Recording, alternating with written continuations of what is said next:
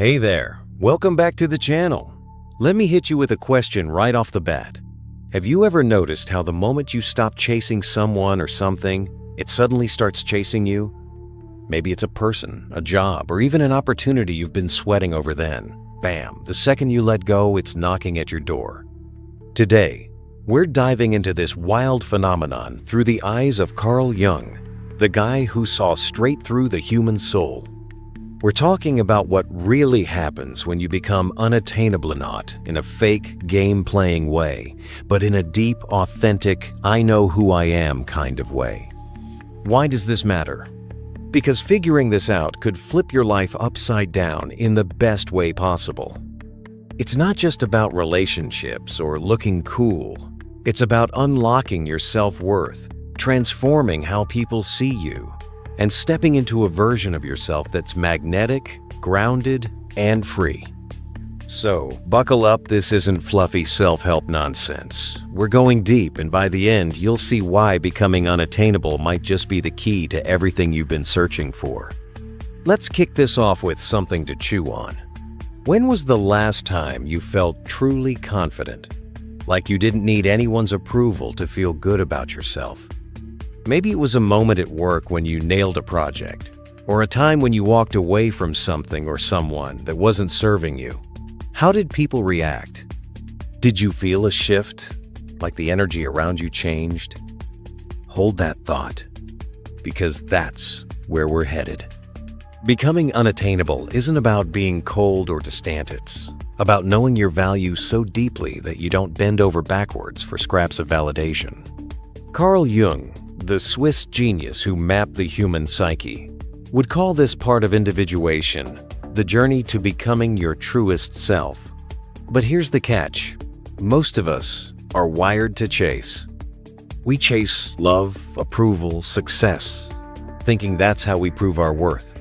And then we wonder why we feel drained, stuck, or like we're never enough. So, picture this. You're the friend who's always texting first, planning hangouts, bending your schedule to fit everyone else. You're attainable, too available, too eager.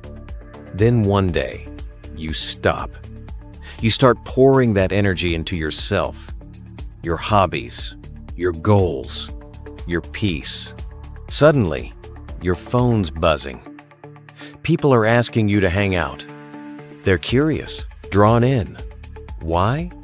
Because you've become unattainable, not in a mean way, but in a I'm whole on my own way. That's the shift we're unpacking today. I'd love to hear from you on this. Drop a comment below. Have you ever noticed people chasing you more when you stop chasing them? Let's get this conversation rolling. All right, if this is hitting home already, if you're nodding along thinking, oh, I've felt that, do me a favor, smash that like button, hit subscribe, and turn on notifications. We're just getting started, and I've got way more insights like this coming your way. Let's keep digging into the stuff that changes how we live together. So, what does it mean to become unattainable? And why does it shake things up?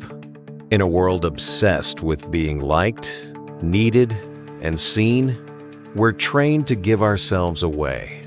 We say yes when we mean no. We chase people who don't chase us back. We shrink ourselves to fit in. But here's the kicker. The more you chase, the less people value you.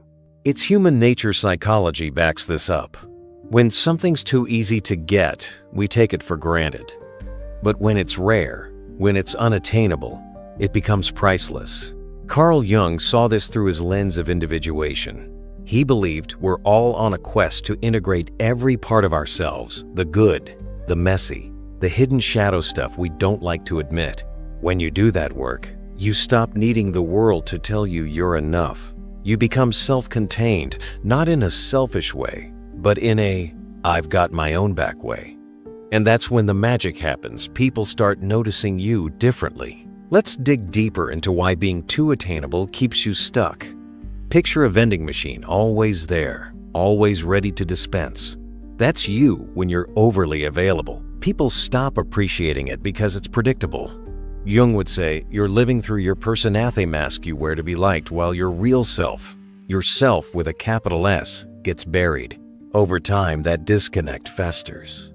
You might not see it day to day, but it shows up in burnout, in that quiet ache of, why don't I feel seen? Take Lisa, a client I once heard about.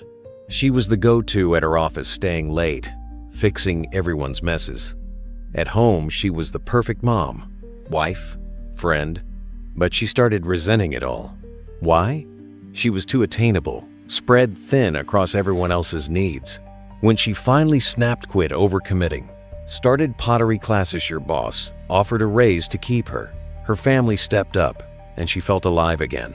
That's the flip side waiting for you. Let's throw some science into the mix. Studies in social psychology, like one from the Journal of Personality and Social Psychology, show that people are drawn to those with high self-esteem and strong boundaries. It's not about being aloof, it's about confidence. Another study from the University of Texas found that when someone perceives you as independent and secure, they're more likely to respect and pursue you. Jung's ideas align here. When you're whole within yourself, you project a vibe that pulls others in without you even trying. Imagine Sarah, she's always been the nice one. She's there for everyone, always saying yes, always available. But she's exhausted, and deep down, she feels invisible. One day, she decides enough's enough. She starts saying no to late-night vent sessions, picks up painting again, and spends her weekends doing what she loves. At first, her friends are confused. Where's Sarah? But then something shifts. They start texting her more, inviting her out, asking about her art. Why? Because she's not just there anymore, is unattainable, living for herself, and it's magnetic. Or take me, I used to be the guy who'd drop everything for anyone. A friend calls at 2 a.m., I'm there. Work needs me on my day off? Sure thing. But I burned out. Then I started setting boundaries, focusing on my own projects, like this channel, and guess what? People didn't ditch me. They respected me more. Opportunities started showing up. It's like the universe said, oh, you value yourself? Cool, here's more to value. So, how do you become unattainable in a healthy, Jung-approved way? Here's your toolkit. 1. Prioritize yourself. Pick one thing you love: reading, running, cooking, and make it non-negotiable. Block out time for it this week. That's your first step to shifting energy from seeking to being. 2. Set boundaries. Practice saying no. Start small. Sorry, I can't tonight. I've got plans. Even if those plans are with yourself. Watch how people respond when your time becomes precious. 3. Embrace your shadow. Jung's big on this. Write down one thing you're ashamed of, maybe a mistake or a flaw. Now, flip it. How's it made you stronger? That's integration. And it builds unshakable self-worth. 4. Pause the chase. Next time you're tempted to overreach texting someone who's ghosting you, begging for a chances top, redirect that energy inward. See what happens. Let's flesh out those tools with some grit. Prioritizing yourself. Say you love music but haven't touched your guitar in years. Tonight, play one song. Feel that spark? That's you coming back to life.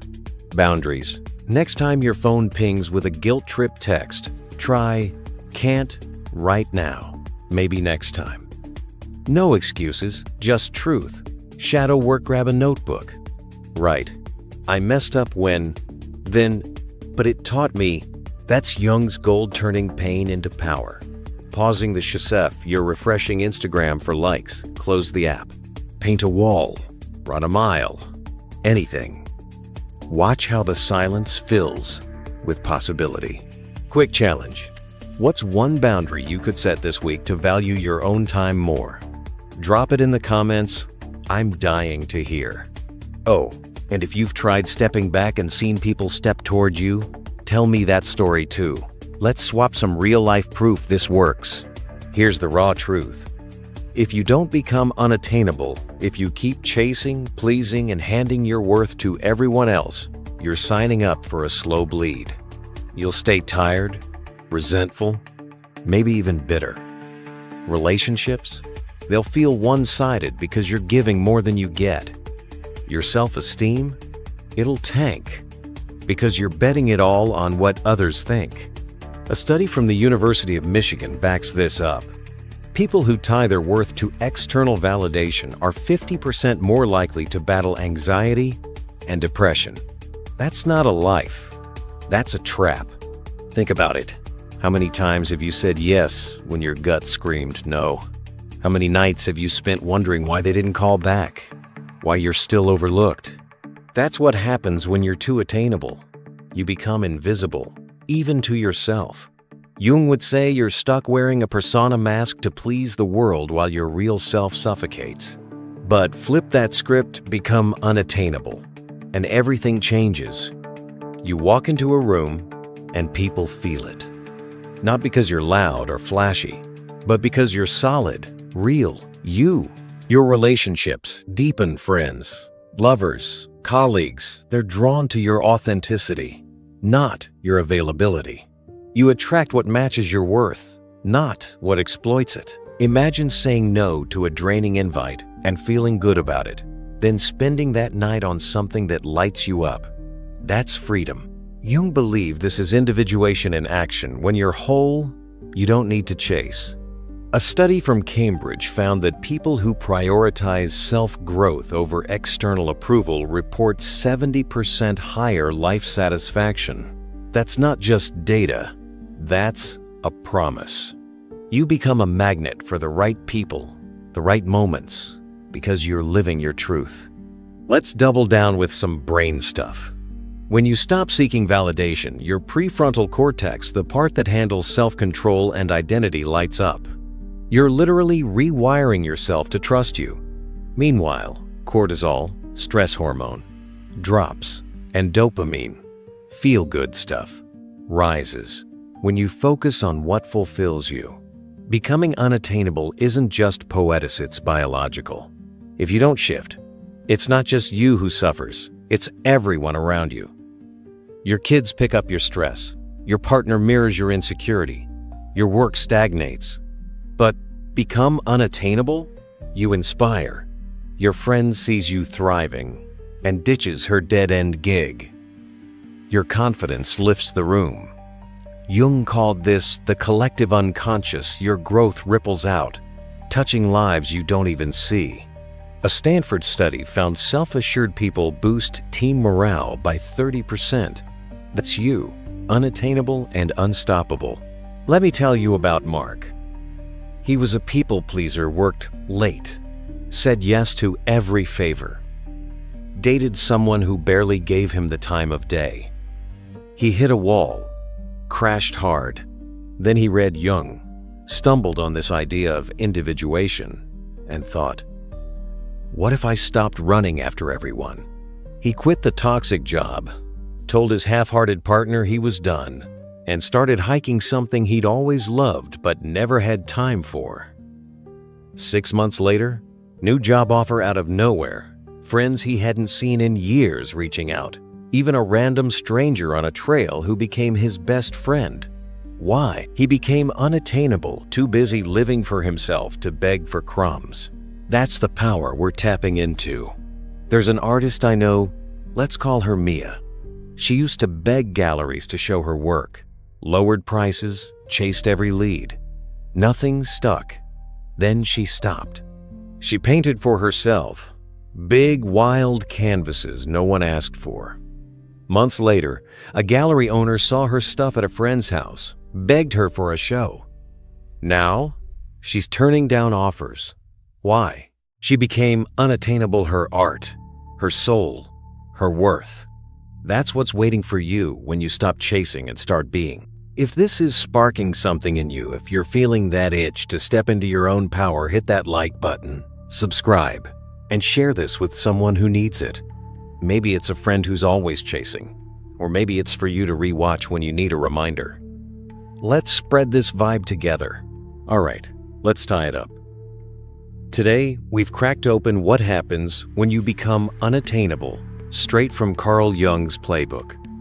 It's not about game sits, about valuing yourself so fiercely that the world can't help but take notice. We've seen how chasing keeps you small, how individuation makes you whole, and how stepping back can pull everything you've wanted closer. From science to stories, it's clear. When you stop needing the world to define you, you start defining it. Here's your takeaway. Pick one thing this week to say no to something that drains you.